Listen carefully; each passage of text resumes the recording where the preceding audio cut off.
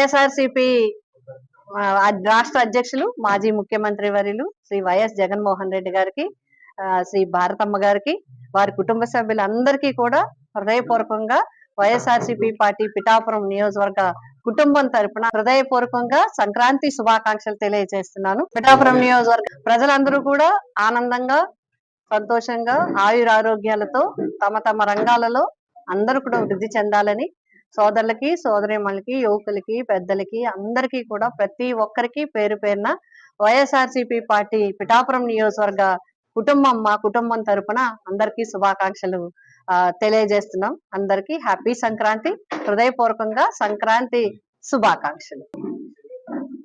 మరి వైఎస్ఆర్సీపీ రాష్ట్ర అధ్యక్షులు మాజీ ముఖ్యమంత్రి వర్యులు శ్రీ వైఎస్ జగన్మోహన్ రెడ్డి గారికి, శ్రీ భారతమ్మ గారికి, వారి కుటుంబ సభ్యులందరికీ కూడా హృదయపూర్వకంగా వైఎస్ఆర్సీపీ పార్టీ పిఠాపురం నియోజకవర్గ కుటుంబం తరపున హృదయపూర్వకంగా శుభాకాంక్షలు తెలియజేస్తున్నాను.